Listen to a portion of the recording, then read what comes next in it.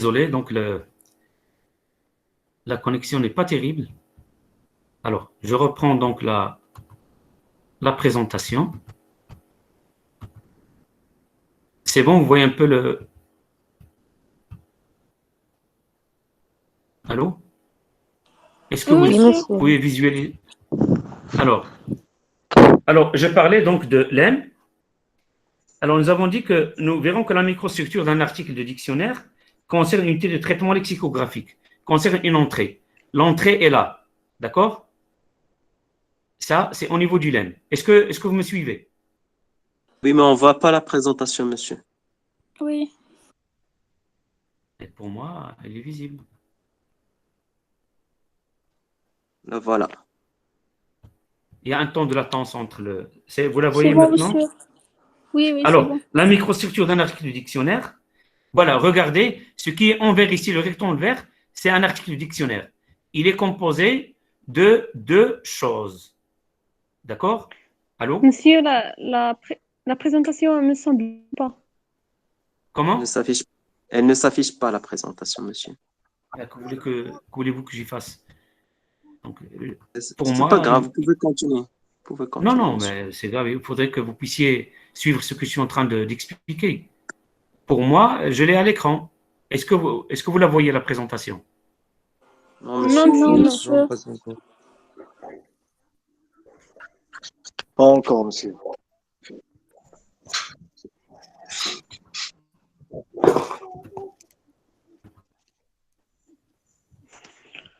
Est-ce que vous la voyez maintenant? Non. Oui, maintenant, on la C'est voit. bon, monsieur, Ouais, c'est bon. Alors, Elle est s'il là vous plaît, maintenant. faisons les Merci. choses rapidement parce que la connexion là n'est pas terrible. Alors, la microstructure, vous voyez qu'un article du dictionnaire, c'est le rectangle ici horizontal en vert. Est-ce que vous le voyez? Délimité par un trait vert. Est-ce que vous le Oui, voyez? monsieur. Oui. D'accord? L'article du dictionnaire est composé de deux choses. D'accord? Il y a d'une part, c'est le petit rectangle ici en rouge brique, c'est le lemme, l'entrée, que nous appelons aussi tête, entrée, adresse, mot vedette, etc. D'accord? Et puis, ce qui est contenu dans le rectangle ici horizontal violet, que nous appelons la microstructure. C'est le texte de l'article. L'article, c'est tout ce qui est en vert, composé de deux choses, un lemme ou une entrée, d'accord? Et ce qu'on va dire, ce que le dictionnaire va donner après traitement, selon, c'est-à-dire un modèle théorique, il va nous donner des informations relativement à cette entrée. C'est ce qui est donc contenu dans le rectangle violet horizontal, c'est le texte de l'article, d'accord? C'est le texte de l'article. Il contient des rubriques, comme ici, partie du discours, définition, exemple, synonyme, etc. Je n'ai pas mis toutes les rubriques, d'accord? J'ai mis quelques rubriques. Est-ce que vous comprenez? Oui, monsieur. Oui, monsieur. C'est bon. Donc, la microstructure, c'est ça, c'est ce qui est en violet. Donc, concerne une unité de traitement lexicographique. Une entrée, d'accord? Et une entrée, d'accord? Et il est utile de préciser que cette entrée se présente sous forme d'un lemme. L'entrée, c'est là, d'accord? Et se présente sous forme d'un lemme. Le lemme, comme nous avons dit, c'est un nom masculin. Fait référence, s'il vous plaît, désactivez vos micros, s'il vous plaît. Un lemme fait référence à un mot, d'accord? De quelque nature que ce soit. Qu'il soit composé, comme j'ai dit tout à l'heure, ou simple, à condition qu'il puisse être référencé dans un dictionnaire. Est-ce que vous me suivez? Oui, monsieur. Allô? Oui, Alors, un lemme est composé d'un radical auquel peuvent s'ajouter un préfixe ou un suffixe. Ça, on l'a dit tout à l'heure. Oui. En linguistique, Merci. s'il vous plaît, désactivez vos micros. S'il vous plaît, désactivez vos micros. Alors, en linguistique, différentes dénominations permettent de désigner la notion d'unité autonome constituant du lexique, d'une langue. Bon, c'est un problème d'ordre terminologique. On appelle donc lemme, on dit aussi item lexical, on dit lexème, lexi, unité lexicale, etc. Alors, forme graphique, c'est une forme choisie conventionnellement comme adresse dans un lexique. D'accord? Écoutez bien ça, s'il vous plaît. Essayez de vous construire une terminologie, d'accord, pour pouvoir développer ce que nous appelons donc un métalangage, d'accord? Pour parler de tout ce que nous sommes en train de tout ce que je suis en train d'expliquer, pour que vous puissiez en parler dans des termes un peu scientifiques, qui font écho à la terminologie linguistique au moins. Alors, le lemme, c'est une forme graphique choisie conventionnellement comme adresse. Vous voyez, lemme, ici, c'est une adresse dans un lexique. C'est comme, je sais pas moi, la liste, le répertoire, je sais pas moi, le répertoire téléphonique. Il y a des adresses, d'accord? Alors, c'est une adresse dans un lexique. C'est-à-dire, pour trouver la signification de mangeant, il faut aller vers l'adresse manger, le lemme manger. Est-ce que vous me suivez? Allô? Oui, monsieur. Allô? Pour trouver tout ce qui concerne c'est-à-dire le fait de se nourrir, un autre synonyme de se nourrir et de se restaurer, etc. Donc c'est manger. Et il faut aller vers l'adresse manger. Donc pour l'inventaire des éléments d'un lexique, les lexèmes sont ordinairement rangés dans l'ordre alphabétique des lemmes. Dans l'ordre alphabétique des lemmes. Du lemme 1 jusqu'au lemme N. Là, ce sont toutes les adresses des mots à chercher. C'est une forme canonique, c'est ce que je disais tout à l'heure. Une forme canonique. Ne l'oubliez pas. Considérée par convention comme non fléchie d'un nom, d'un adjectif, d'un verbe, d'un pronom, etc. Présentée comme entrée principale dans un dictionnaire. Alors là, vous allez vous constituer tout le discours qu'il faudrait développer à votre niveau en matière de lexicographie. C'est une forme graphique, d'accord, choisie comme adresse. C'est une forme canonique, d'accord.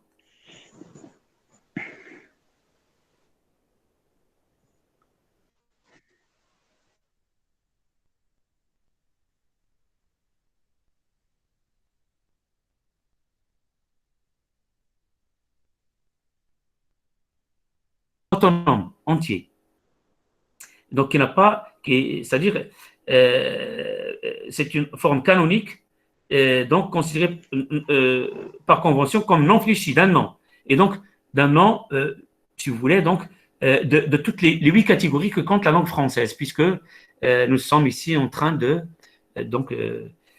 d'étudier la lexicographie c'est-à-dire dans la filière d'études françaises. Donc, autant donner d'abord l'exemple, du dictionnaire français. Bien entendu, la linguistique, c'est un peu la description scientifique des langues naturelles, ou bien du langage humain, à travers les langues naturelles, toutes les langues naturelles. Donc, une théorie linguistique n'est valable que lorsqu'elle est applicable, sinon, c'est-à-dire à toutes les langues du monde, à la majorité des langues du monde. Et donc, il n'y a aucun mal à ce que je puisse donner d'autres exemples. Mais je préfère donner l'exemple du dictionnaire français. Est-ce que vous me suivez toujours? Oui, monsieur. Alors, c'est une forme canonique considérée non comme fléchie, de l'une des 8 catégories, contre la langue française. Est-ce que quelqu'un peut me rappeler ces catégories, s'il vous plaît? Allez-y. Le temps passe. Comment, monsieur, répéter?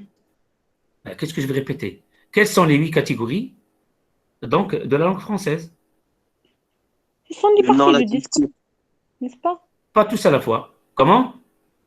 Ce sont les parties du discours, les catégories. Oui, lesquelles? Le nom, l'adverbe, le verbe, l'adjectif, Oui, la préposition, la conjonction, oui. les déterminants.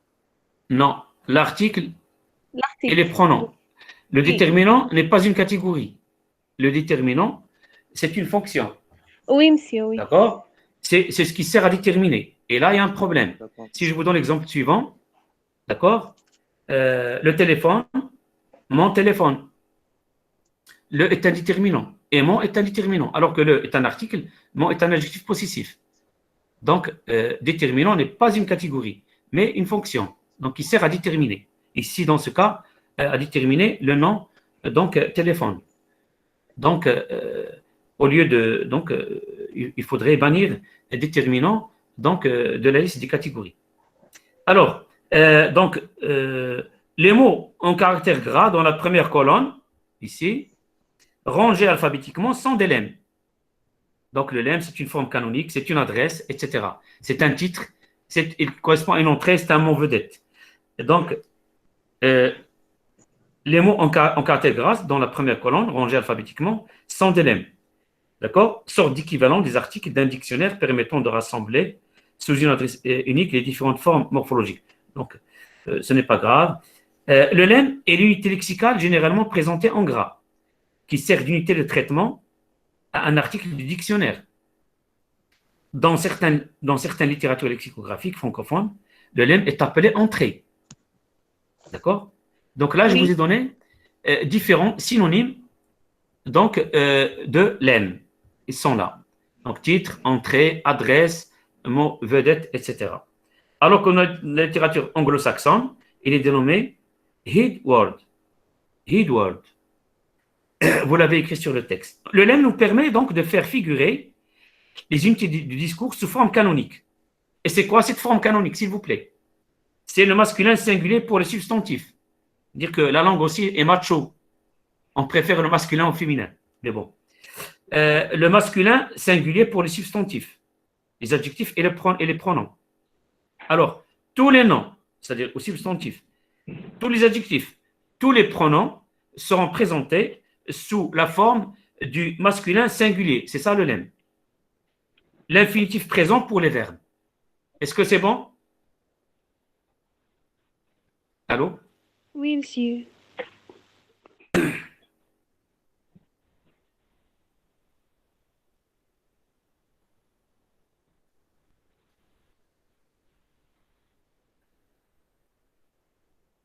Donc,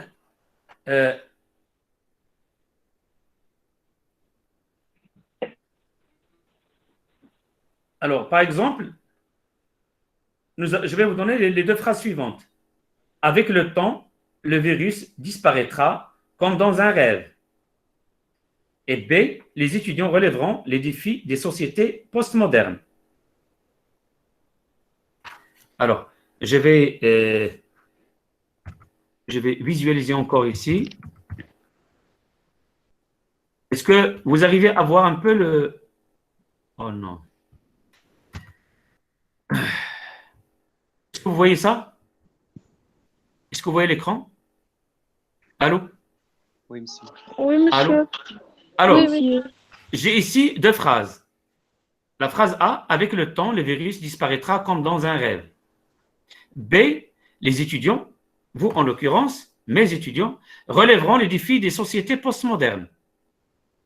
Alors, les unités graphiques formant l'énoncé A figurent toutes en entrée. D'accord?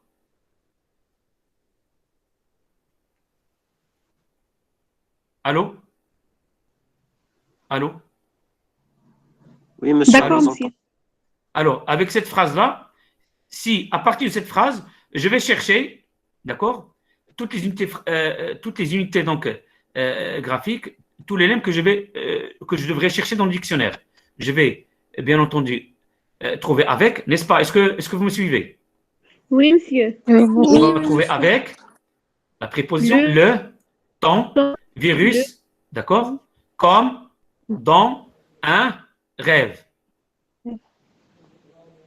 Et donc, disparaîtra, on va pas trouver disparaîtra. On va chercher sous disparaître. Allô? Oui, monsieur, c'est bon. Oui, monsieur. L'infinitif. Parce que la forme canonique, s'il vous plaît, désactivez vos micros. La forme canonique donc du verbe, c'est l'infinitif présent.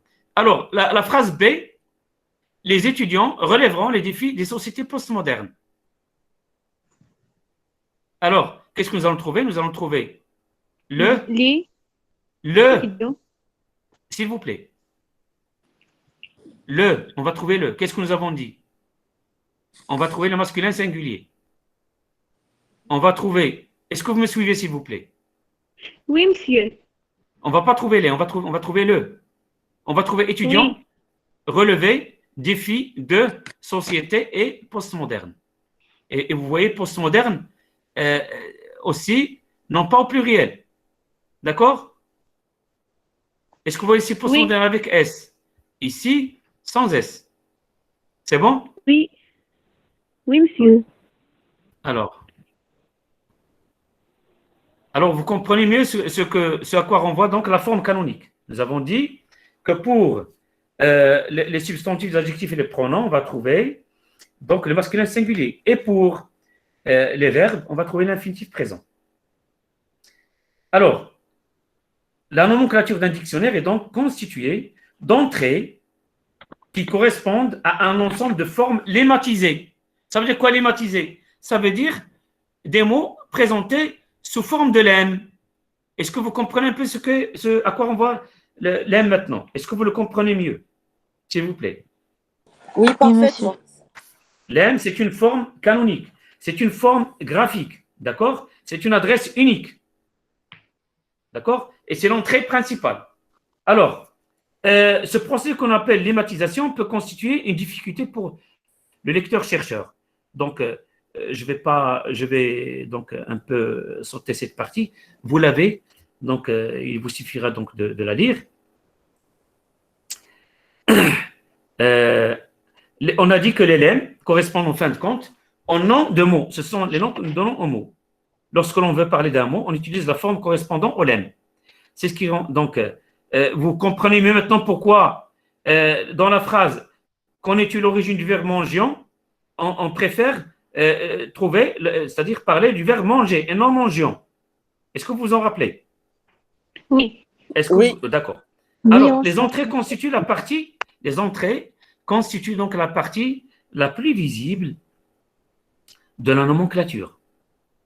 D'accord?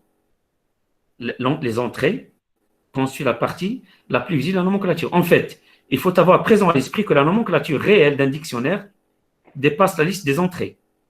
D'accord? Car un certain nombre d'entrées lexicales, des phraséologismes, des dérivés notamment, peuvent être traités sous une entrée. D'accord? Donc, en fait, la nomenclature est supérieure de loin donc à l'ensemble des lemmes. Bien entendu, la nomenclature chapeaute la macrostructure, d'accord? Alors, on est habitué à voir décrire le dictionnaire comme l'imbrication d'une structure binaire, de la macrostructure et de la microstructure. La macrostructure, elle est là, c'est le cadran vertical, donc ici orange, là, et la microstructure, c'est le cadran donc horizontal violet, que vous voyez ici. Donc, en général, on est à décrire le dictionnaire comme l'imbrication d'une structure binaire, c'est-à-dire de la macrostructure et de la microstructure. La macrostructure est la structure, rappelez-vous de cela, s'il vous plaît, je ne le répéterai jamais assez, la macrostructure est la structure d'accès principale du dictionnaire. C'est la structure d'accès principale du dictionnaire. Elle est constituée par l'ensemble des lemmes formant la nomenclature. Là, c'est ça. D'accord? Est-ce que c'est bon? Allô? Oui, monsieur, c'est bon. Alors, le lemme est une forme mentionnée représentant le signe, c'est-à-dire le signe lemme, sur lequel le dictionnaire fournit un certain nombre d'informations. Voilà le lemme. Ça, c'est le cadran ici en rouge brique. D'accord? Et donc, le dictionnaire va donner donc, un ensemble d'informations ici, donc contenues dans ce cadran violet. D'accord?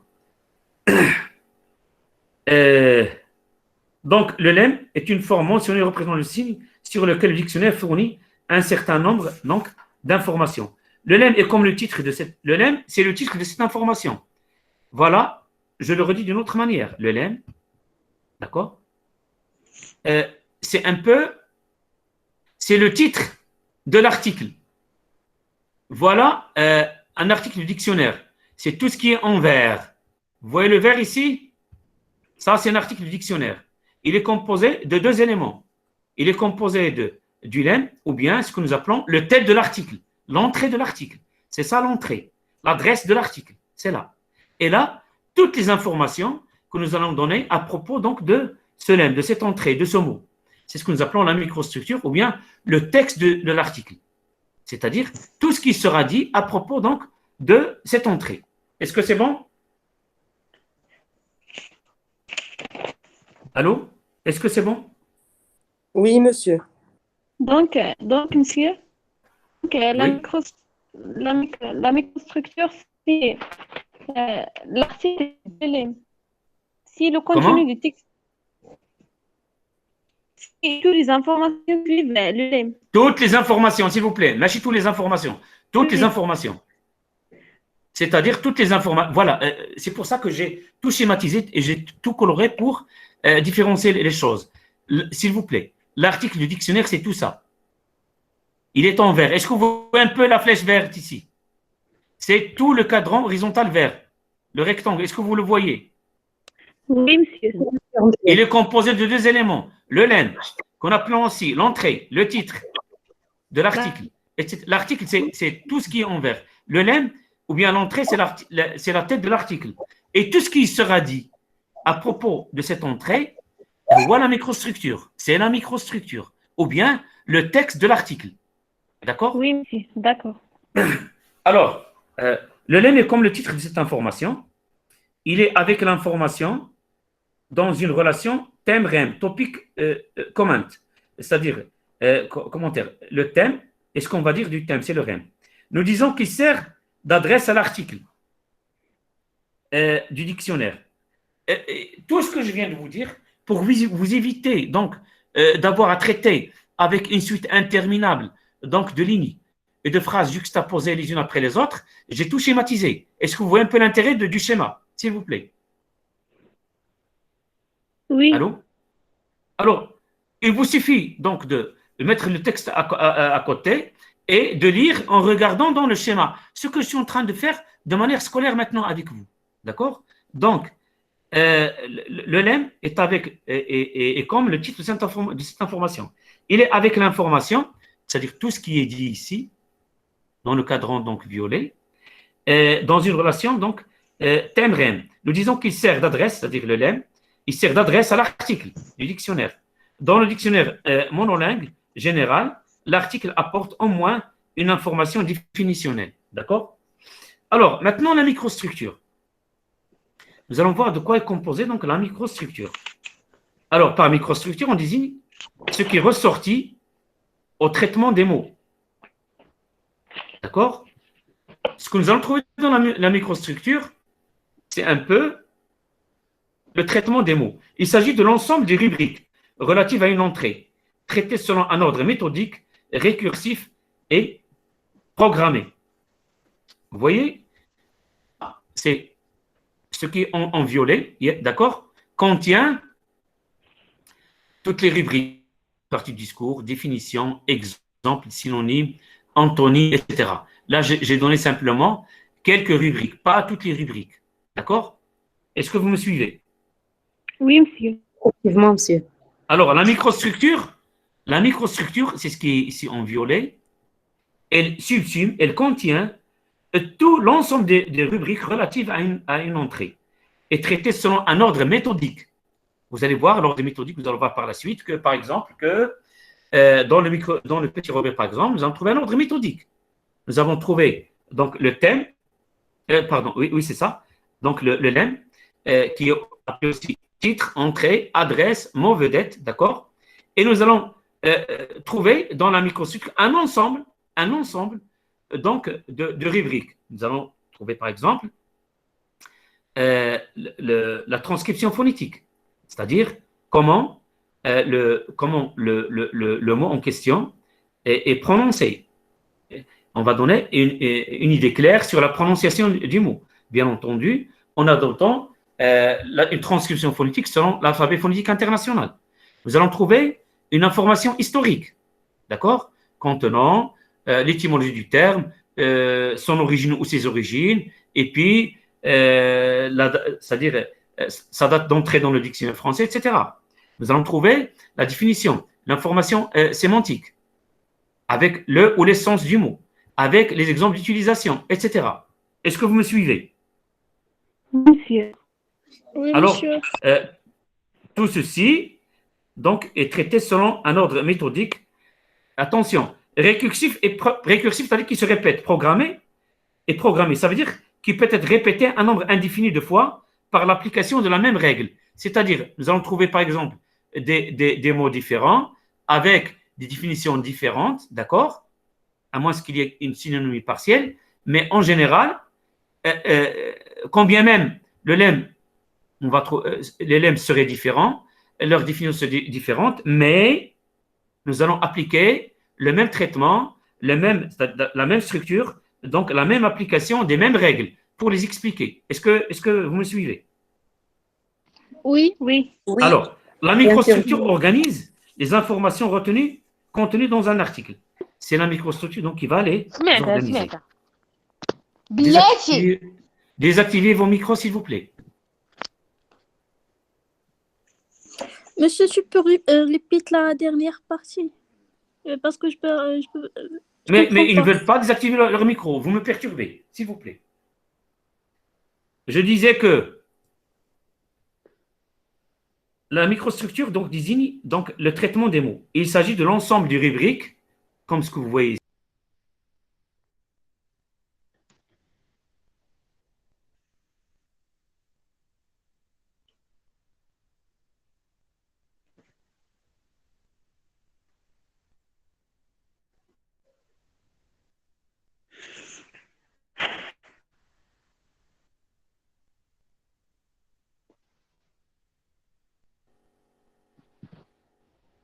Allô? Oui, nous sommes là. J'ai été déconnecté. Alors, je reprends l'explication, s'il vous plaît. Alors, la microstructure donc, désigne un traitement des mots, le traitement des mots. Il s'agit de l'ensemble du rubrique, comme ici, et donc relative à une entrée. Et donc, est traité selon un ordre méthodique, récursif et programmé. C'est-à-dire, les lemmes vont être différents les uns des autres. Donc, un lemme, un article, d'accord? Bien entendu, un article, un lemme. Et puis, c'est-à-dire une microstructure, donc un lemme. L'article, c'est tout cet ensemble. Et donc, quand bien même les lemmes seraient différents, le contenu serait différent, mais la forme et la règle de traitement est la même. Nous trouverons toujours partie du discours, définition, exemple, synonyme. Est-ce que vous me comprenez? Oui, monsieur. Oui, monsieur. C'est l'application de la même règle autant de fois que le nombre de lemmes contenus dans le dictionnaire. C'est bon? Oui. La microstructure organise des informations contenues dans un article. À chaque ouvrage correspond un programme de microstructure qui rassemble les types d'informations à donner sur les mots de la macrostructure. Présence ou non d'informations historiques, transcription phonétique, etc. Vous avez trouvé par exemple que des... par exemple, dans un dictionnaire, vous n'allez pas trouver automatiquement dans tout le dictionnaire l'information phonétique, par exemple. Ça, vous n'allez pas trouver dans tous les dictionnaires. Est-ce que vous me comprenez? Oui, monsieur. Mais, Oui, monsieur. mais dans un même dictionnaire, si l'information phonétique existe, elle va concerner tous les lemmes. Alors, la microstructure donc, est le texte de l'article dont la structure est programmée. D'accord? Donc, la microstructure, c'est là. C'est ce qui est en violet. C'est ce que nous appelons le texte de l'article. D'accord? On appellera microstructure l'ensemble des informations ordonnées de chaque article, réalisant un programme d'information constant pour tous les articles et qui se lisent horizontalement à la suite de l'entrée. Ils se lisent comme ça, c'est-à-dire de gauche à droite. Lemme, et puis on va trouver, ça c'est le titre de l'article, et on va trouver le texte de l'article, d'accord, qui est la microstructure. Et tout ceci s'appelle un article de dictionnaire.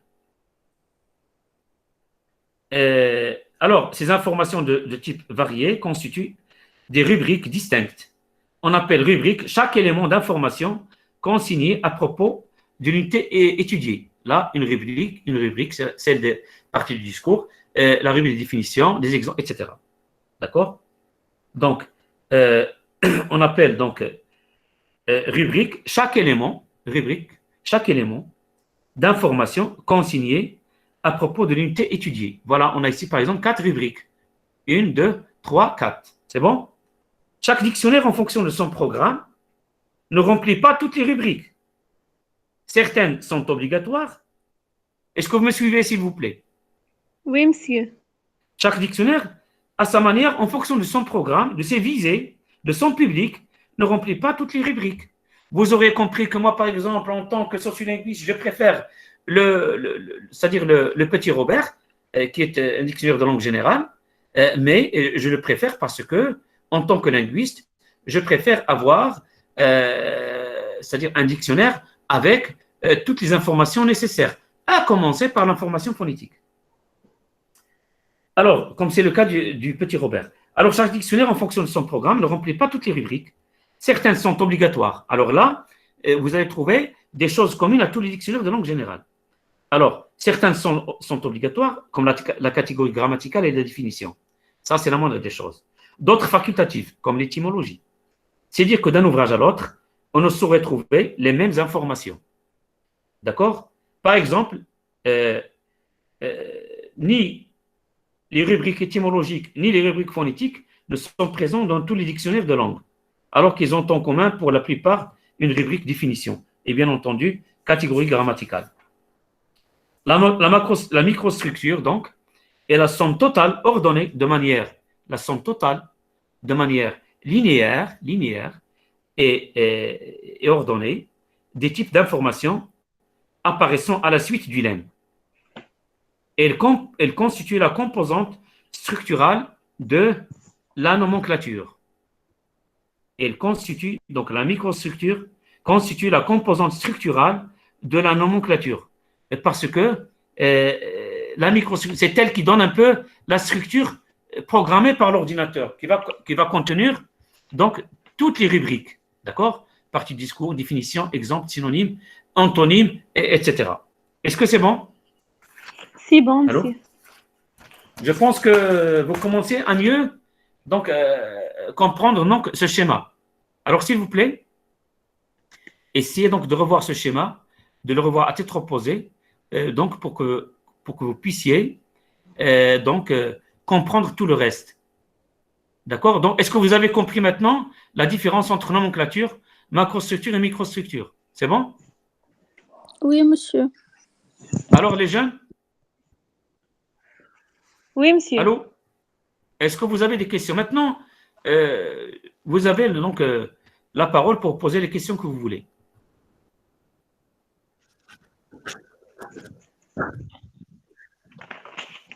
C'est bon, on a fini avec la présentation. Vous ne la voyez plus? Allô? Oui, monsieur. Alors, est-ce que vous avez des questions? Oui, monsieur. Monsieur. Alors, pas tous à la fois, s'il vous plaît. Alors, je suis tout oui, je vous écoute. Monsieur. Allez-y, oui. Concernant les rubriques, ce sont Les rubriques. les rubriques, ce sont tous les éléments présentés dans un article du dictionnaire.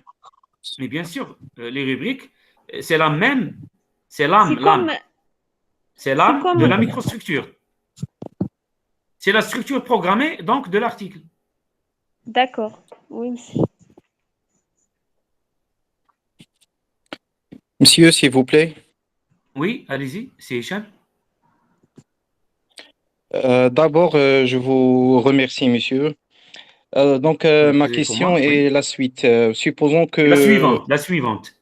Oui, allez-y. Oui. Vous m'entendez? Oui, je vous ai simplement corrigé. C'est la suite, Très bien. c'est la suivante. Donc, j'ai dit que supposons qu'on a le jour d'examen, qu'on a un exercice, à savoir qu'il faut qu'on rédige un article d'un mot. Oui, oui. Donc, on va donner l'information phonétique, sa transcription. Attendez. Nous allons faire, le cours n'est pas fini, d'accord? simplement, c'est pour démystifier un peu toutes ces appellations, nomenclature, macrostructure, microstructure, lemme, etc. Donc, c'est un peu le Oui, but. D'accord? Mais après, nous allons voir de manière très oui, c'est profonde, très très bien, mais foncière. Oui, allez. je parle juste de l'ordre des rubriques fournies dans l'article du dictionnaire. Est-ce Oui, que mais je vais l'ordre pas est important ou on est… L'ordre est très important. C'est ce que j'étais en train d'expliquer depuis tout à l'heure. C'est la structure. Donc, on va c'est une commencer structure. par… Laissez-moi vous expliquer, s'il vous plaît. Donc, c'est-à-dire la microstructure, c'est un peu l'âme du traitement, donc programmé, du dictionnaire, de la nomenclature. Et donc, nous allons voir de manière, j'ai dit, très, très approfondie, très foncière, nous allons voir un peu, donner un exemple de dictionnaire. Et si vous avez donc à construire un article dictionnaire, vous allez le construire, d'accord, en fonction ou bien conformément à ce que nous allons voir par la suite, c'est-à-dire dans le cadre de ce cours. Nous allons voir donc une suite logique, répétitive, programmée, itérative, donc c'est-à-dire de ce qui est communément appelé microstructure. Est-ce qu'on… Allez-y. Merci infiniment. Alors, est-ce que la microstructure est toujours la même dans tous les dictionnaires? Mais non, Dans tous les dictionnaires. Mais on a dit que les dictionnaires ne comprennent pas les mêmes Je parle de informations. l'organisation, non, je parle de l'organisation des informations fournies Non, chaque pour dictionnaire, entrée. s'il vous plaît, chaque dictionnaire est construit selon une visée spécifique et destiné c'est-à-dire à un public particulier et donc répond à une structure programmée particulière. Mais ce qui est commun, laissez-moi finir s'il vous plaît. Ce qui est commun, c'est les informations que nous allons retrouver dans tous les dictionnaires. C'est un peu au moins, comme je vous ai dit tout à l'heure, nous allons trouver au moins la catégorie donc grammaticale et la définition.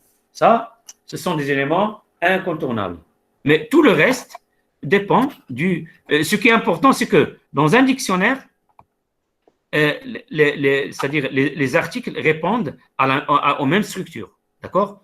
Une entrée, c'est-à-dire un lemme, c'est la tête de l'article, et la microstructure, c'est le texte de l'article. Ce qui est dit de ce lemme. Toutes les informations, toutes les rubriques, d'accord?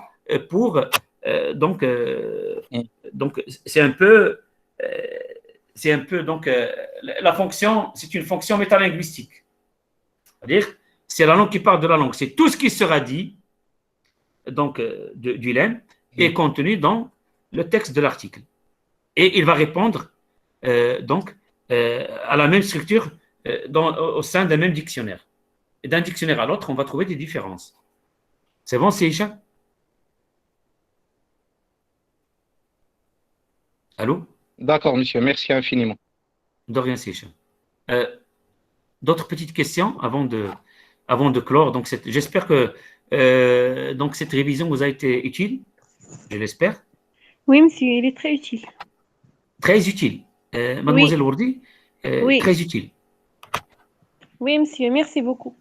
Non, je vous ai simplement corrigé donc avec la liaison. On est là tous pour comprendre. J'aime bien quand vous prenez la parole. Même que vous commettez des erreurs, donc il n'y a pas de problème. Mais s'il vous plaît, je ne le redirai jamais assez. Et tolérance zéro au niveau des mots-clés.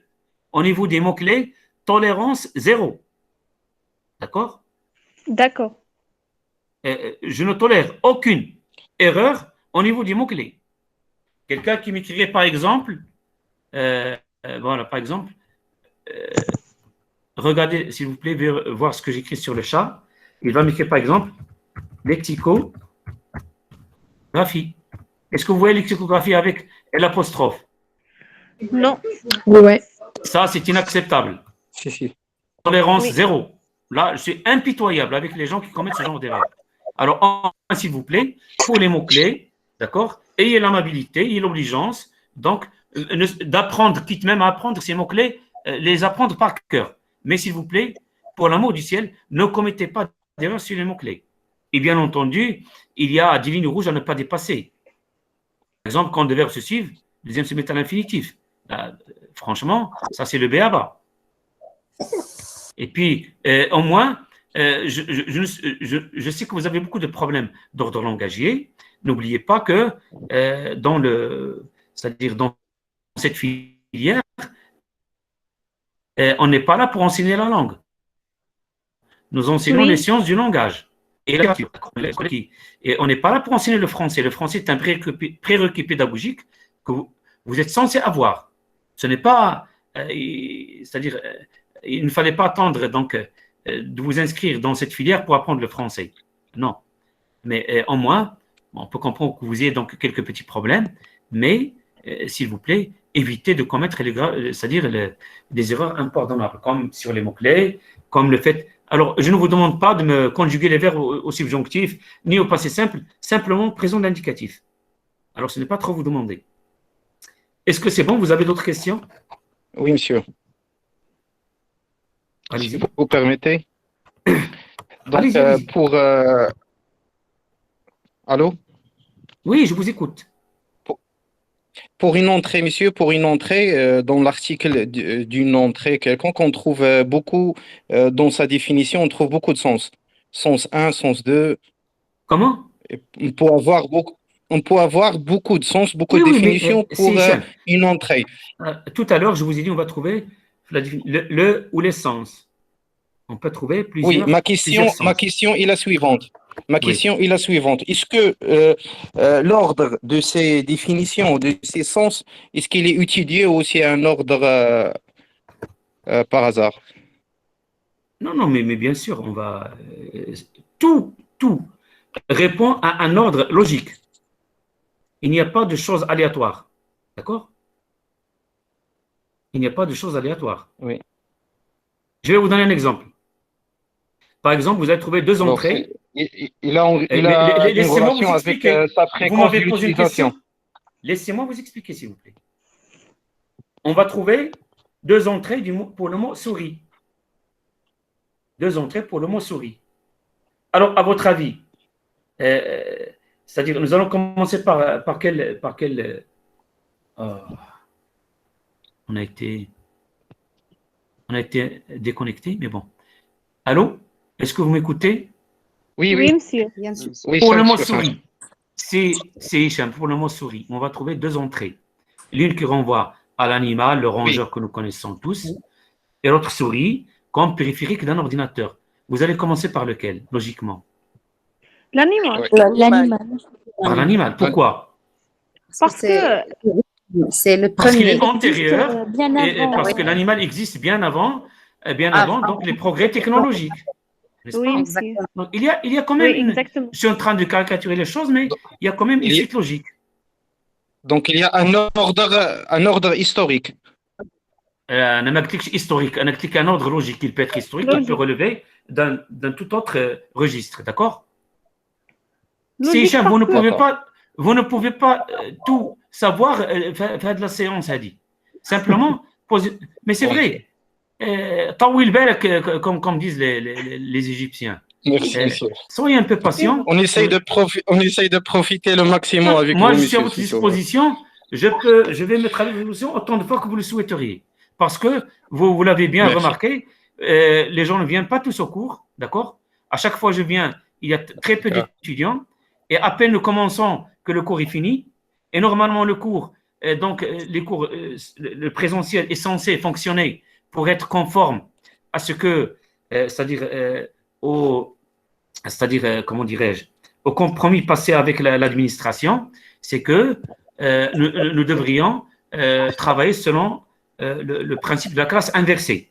C'est-à-dire, vous avez l'occasion déjà de voir le cours sur la plateforme et donc les rencontres que nous avons en présentiel, plutôt que de tout revoir, c'est-à-dire depuis le début et perdre un temps qui nous est compté, il vaudrait mieux avoir déjà une idée du cours et poser de véritables questions qui vont dépasser la simple compréhension du cours pour aller vers autre chose. Et pourquoi pas, vous savez, je compte beaucoup sur vous, sur votre intelligence, pourquoi pas développer d'autres choses, innover, etc. Donc, au lieu de perdre beaucoup de temps, s'il vous plaît, et l'urgence, l'amabilité de voir les cours déjà sur la plateforme pour arriver avec des questions toutes faites. Alors, en classe, ce n'est pas le cas. D'accord? Alors, c'est pour ça que j'ai opté donc pour ces cours donc, à distance. Et donc, Oui, nous allons continuer jusqu'à épuisement. C'est très D'accord? gentil de vous voir, Non, monsieur. mais c'est un devoir. J'espère que cela vous a servi. Et donc, vous avez encore la plateforme pour poser vos questions. Et donc, les 2 vidéos de ce soir, parce qu'on a été interrompu, donc, seront mises en ligne. Donc, aussi bien donc, sur YouTube que sur la plateforme. Pour que vos camarades qui n'ont pas pu assister, pour qu'ils puissent donc voir à tête reposée et revoir un peu tout ce dont nous venons de parler aujourd'hui. Alors, sur ce, je vous dis à très bientôt. J'étais très heureux donc d'interagir avec vous ce soir et nous aurons, Inch'Allah, l'occasion de reparler de tout ça. N'ayez crainte, tout se passera bien, tranquillement, et il suffit que, c'est-à-dire que vous le vouliez, et puis tout ira pour le bien, Inch'Allah. Alors, salam alaikum wa rahmatullahi wa barakatuh. Merci Et à beaucoup. très bientôt. Merci Merci beaucoup, beaucoup. monsieur. Salam, au revoir, Merci. monsieur. Merci Très bien. pour vos intérêts. Merci beaucoup. À bientôt, monsieur. Au revoir.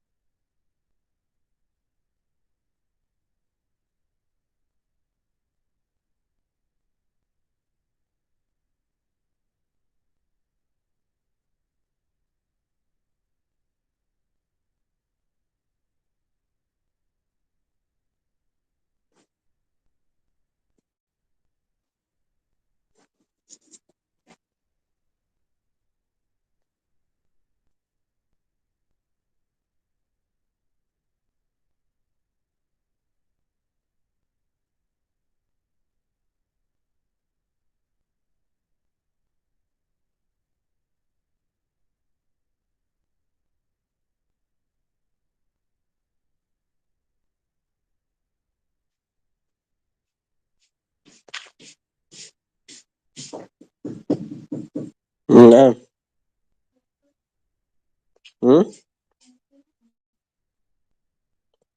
قارية غدا.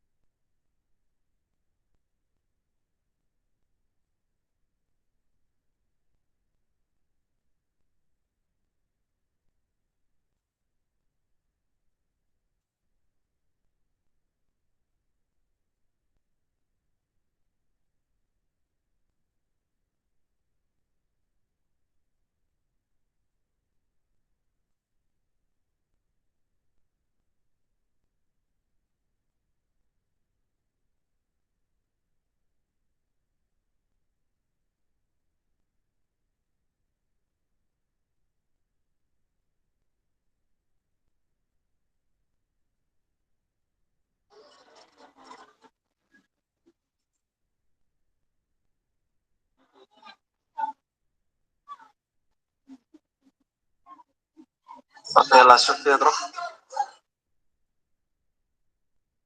عجبك لي عاود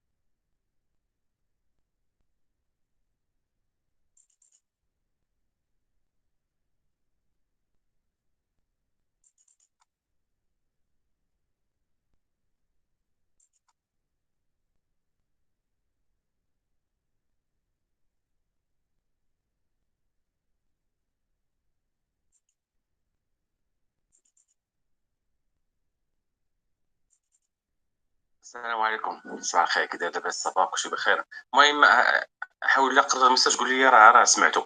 راه كاين واحد الفيروس دابا كيدور في التليفونات في المغرب. راه صيفطوه هاد المغاربه ديال اوروبا، صيفطوه للمغرب، ودابا راه غيدور في المغرب.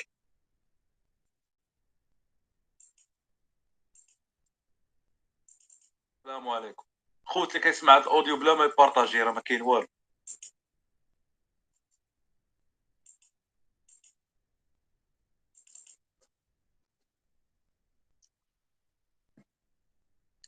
نظمت قولي على بعض المسؤولين إذ قالوا نحن أمداويخ مجهولين، فهذه قصيدة منظومة لمن تسلط على الحكومة، لمن له غيرة على هذا البلد فليتقي الله في حقوق العباد.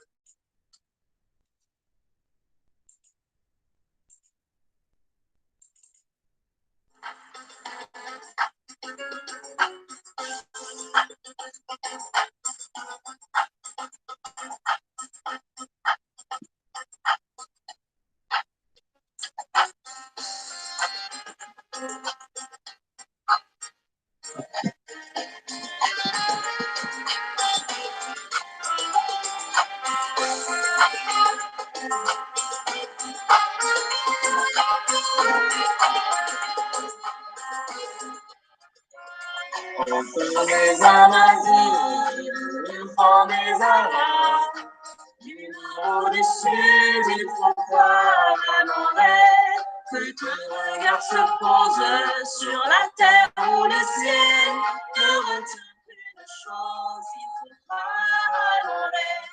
Enfants des Amazirs, enfants des Arabes, du nord au du sud, il faut croire à nos rêves, que ton regard se pose sur la terre ou le ciel, ne retiens qu'une chose, il faut croire à nos rêves. Matin couleur de sang, ou matin d'arc-en-ciel, qu'importe, il faut attendre, il faut croire à nos rêves, que les jaloux se taisent et répondent à l'appel. De cette parenthèse, il faut croire à nos rêves. Enfants des Amazirs ou enfants des Arabes, du nord ou du sud, il faut croire à nos rêves, que ton regard se pose sur la terre ou le ciel, ne retiens qu'une chose, il faut croire à nos rêves. Enfants des Amazirs ou enfants des Arabes, du nord ou du sud, il faut croire à nos rêves, que ton regard se pose sur la terre ou le ciel, ne retiens qu'une chose, il faut croire à nos rêves. Un jour viendra peut-être, un jour au bout du miel, où l'on verra paraître un oiseau dans le ciel, aux plumes de lumière, un oiseau éternel, colombe pour la terre, il faut croire à nos rêves. Enfants des Amazirs ou enfants des Arabes, du nord ou du sud, il faut croire à nos rêves, que ton regard se pose sur la terre ou le ciel, ne retiens qu'une chose, il faut croire à nos rêves.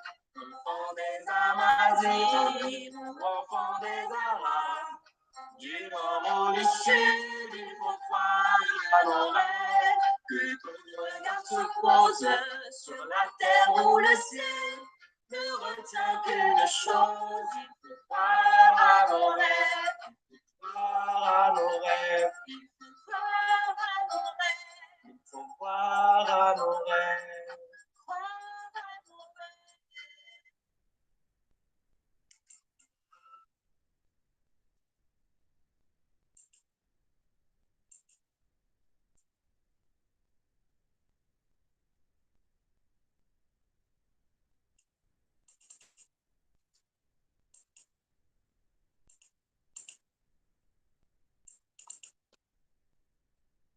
Au du sud, il faut croire à nos rêves. Enfants des Amazirs ou enfants des Arabes, du nord ou du sud, il faut croire à nos rêves, que ton regard se pose sur la terre ou le ciel, ne retiens qu'une chose, il faut croire à nos rêves. Matin couleur de sang, ou matin d'arc-en-ciel, qu'importe, il faut attendre, il faut croire à nos rêves, que les jaloux se taisent et répondent à l'appel. De cette parenthèse, il faut croire à nos rêves. Enfants des Amazirs, enfants des Arabes, du nord ou du sud, il faut croire à nos rêves, que ton regard se pose sur la terre ou le ciel, ne retiens qu'une chose, il faut croire à nos rêves. Peut-être un jour au bout du miel, où l'on verra apparaître un oiseau dans le ciel, aux plumes de lumière, l'oiseau éternel, que l'on veut pour la terre, il faut croire à nos rêves. Enfants des Amazirs, enfants des Arabes, du nord ou du sud, il faut croire à nos rêves, que ton regard se pose sur la terre ou le ciel.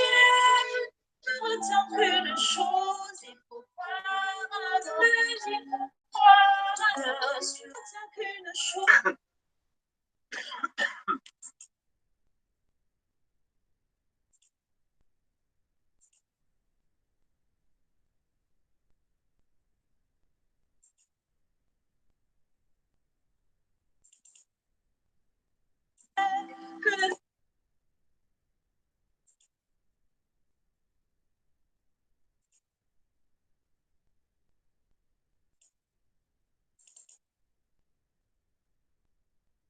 Enfant des Amazies, enfant des Arabes, du nord ou du sud, il faut croire que ton regard se pose sur la terre ou le ciel. Ne retiens qu'une chose, il faut croire à Noël. Matin couleur de sang, matin d'arc-en-ciel, qu'importe, il faut attendre, il faut croire à Noël. Que les jaloux se taisent et répondent à l'appel de cette parenthèse, il faut croire à Noël. Enfant des Amazies, enfant des Arabes, du nord ou du sud, il faut croire à Noël. Que ton regard se pose sur la terre ou le ciel. Ne retiens qu'une chose, il faut croire à Noël. Un jour viendra peut-être, un jour au goût du miel, où l'on verra apparaître un oiseau dans le ciel, aux plumes de lumière, un oiseau éternel, où l'on veut.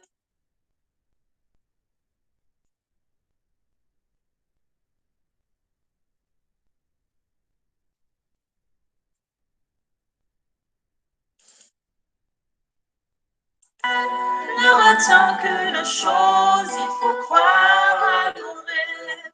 Matin, couleur de sang, Noël. Un jour viendra peut-être des Arabes du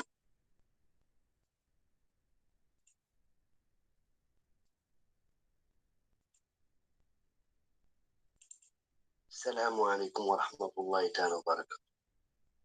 سير الله يجعل سيدي ربي يسر لك ما تبقي في العمر ديال الله والذكر ديال الله والقرآن الكريم يكون حدا راسك يقرا قلت لا إله إلا الله. هذه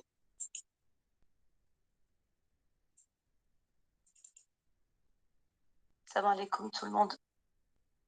Donc un message officiel à transférer à tout le reste. Hier j'étais à l'hôpital avec donc les 2 femmes qui sont décédées du coronavirus.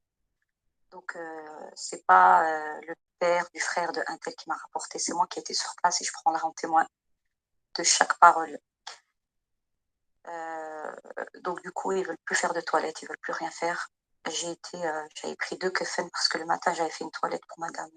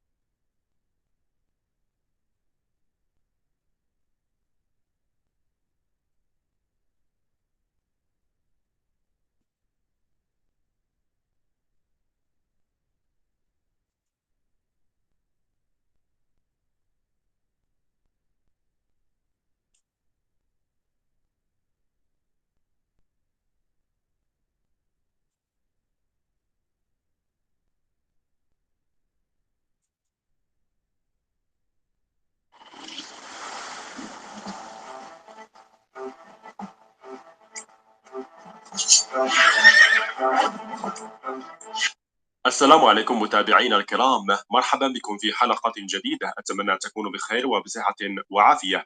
نمر الآن للتفاصيل، لكن قبل ذلك أتمنى منكم مشاهدينا الأعزاء ضغطوا على جيم وتشتركوا في القناة باش الحلقة تحقق نتائج مزيانة إن شاء الله.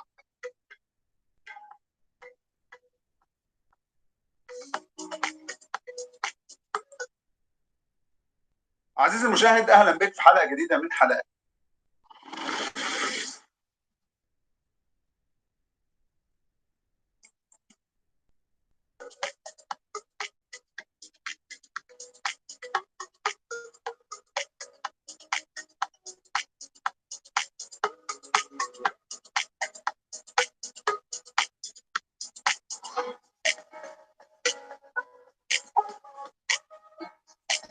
أكد موقع لو 360 سبور بحسب تقارير سعودية أن هناك صراعا قويا بين نادي الأهلي المصري والزمالك أيضا لكرة القدم على التعاقد مع دولي مغربية خلال فترة الانتقالات الصيفية القادمة الصيف القادم.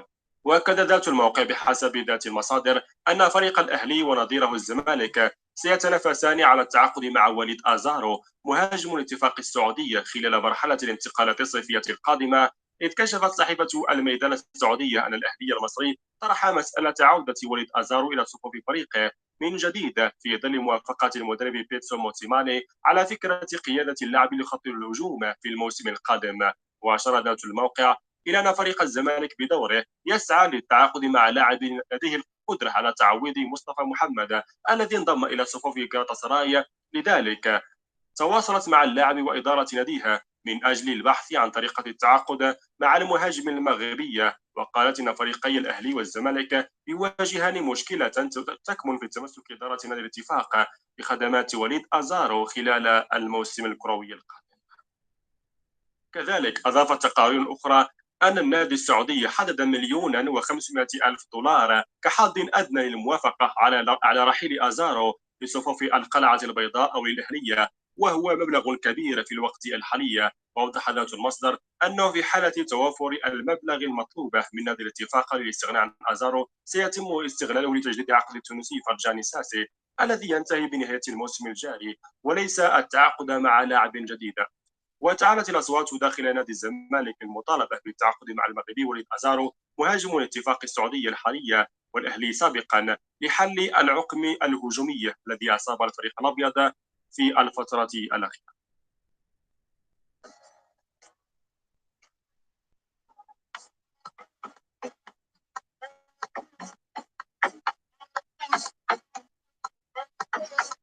أكد موقع العربي الجديد بحسب مصادره أن الناخب الوطني وحيد خلوزيتش يراقب مؤخرا لاعبين جديدين من مزدوجي الجنسية أعجب كثيرا بإمكانياتهما الفنية. ويتعلق الأمر بأمين عدلي مهاجم نادي تولوز الفرنسي صاحب 20 سنة الذي تمكن من تسجيل 8 أهداف هذا الموسم مع تقديمه 5 تمريرات حاسمة، حيث دخل أمين عدلي ضمن اهتمامات العديد من الأندية الأوروبية من بينها ميلان.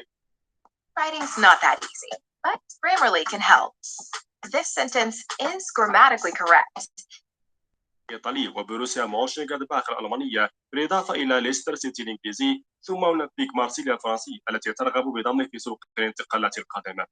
وإلى جانب أمين عدلي الذي يضع الجهاز التدريبي للمنتخب المغربي الأول تحت رادار المتابعة بشكل دائم، هناك لاعب آخر في بلجيكا يستأثر اهتمام حاليلوزيتش وهو الشاب أنور أيت الحاج متوسط ميدان أندرليخت البالغ من العمر 19 سنة فقط. أيت الحاج الذي سرع الاتحاد المغربي لكرة القدم في التقرب منها ويعتبر من الأسماء الواعدة في سماء كرة القدم الأوروبية، حيث يتنبأ له النقاد الرياضيين بمستقبل زاهر في انتظار أن يحظى بفرصة حمل قميص المنتخب المغربي مثل ما حمله قبل ذلك مثله الأعلى الدولي المغربي السابق مبارك صفا.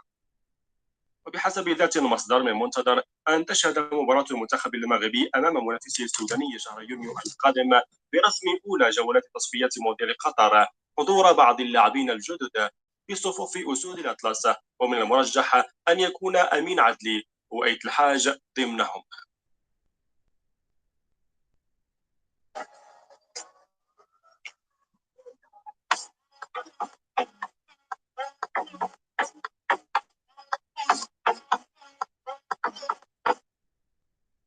تمكن الدولي المغربي يوسف العربي من قيادة فريق أولمبياكوس اليوناني إلى الفوز على فريق باسا جيانينا والتأهل إلى نهائي مسابقة كأس اليونان لكرة القدم.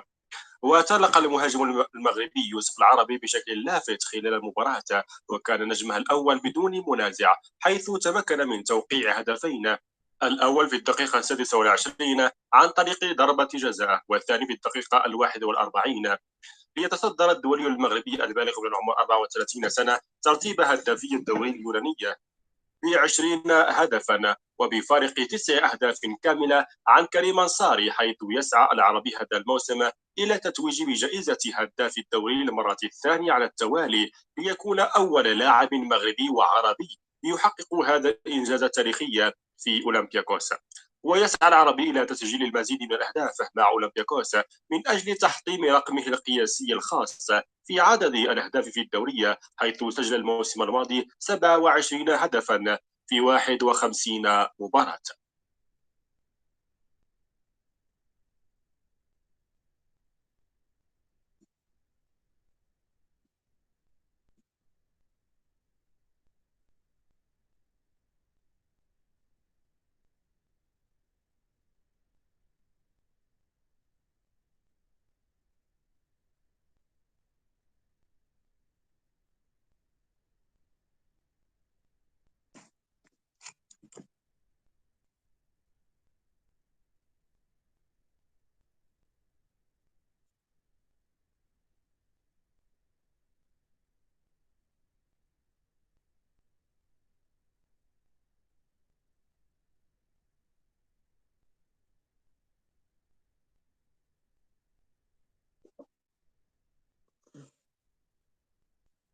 يوم الخميس أنه لن ينشر أي محتويات عبر حساباته بشبكات التواصل الاجتماعي ما بين 3 من الجمعة حتى 11:59 من يوم الاثنين المقبل الموافق 3 من مايو، وذلك للحاجة إلى اتخاذ إجراءات ضد الإساءات التمييزية المستمرة التي يتلقاها اللاعبون والأشخاص المنتمون إلى كرة القدم عبر الإنترنت.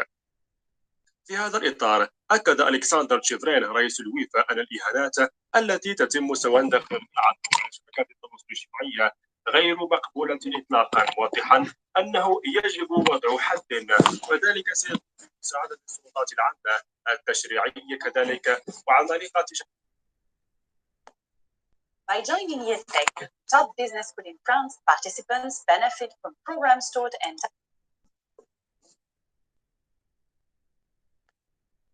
شبكات التواصل الاجتماعي.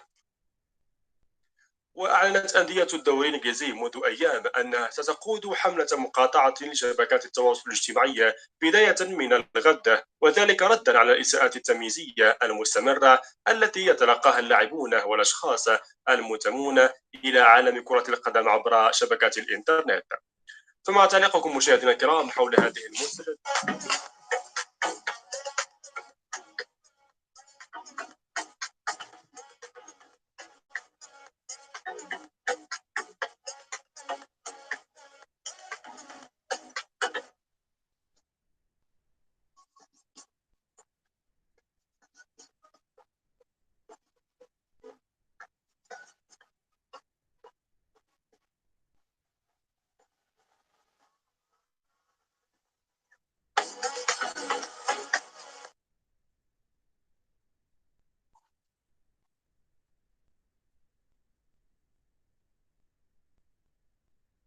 عزيزي المشاهد، اهلا بك في حلقه جديده من حلقات الكوره في البريك، وحلقه خاصه واحنا النهارده يوم الخميس بنتكلم. النهارده يا جماعه مفيش فيديو البريك قبل المدفع، هكتفي بالفيديو ده. وعايز اقول ان انا جمعه سبت حد برضو مفيش حلقات البريك قبل المدفع، عندي ارتباطات شخصيه، واحتمال برضو ما يبقاش في تحليل لمباراه تشيلسي وفولهام، هكون متواجد خارج البيت.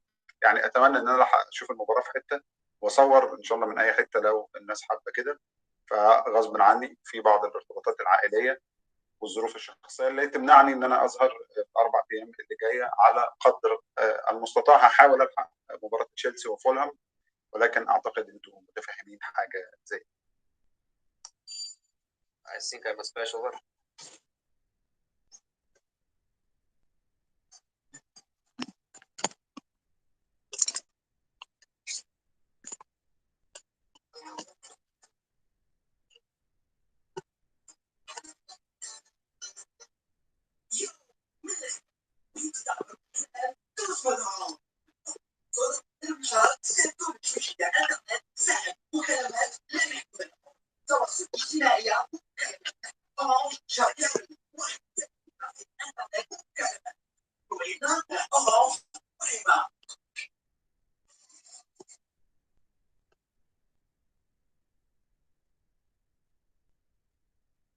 فيه النهارده اعتبره دردشه كده من القلب للقلب بعد ما شفنا مباراه السيتي وباريس امبارح في قبل النهائي الاول في دوري الابطال. والحقيقه يعني في شويه تويستات كده وشويه اراء اعتبرني يا عم بفكر فيها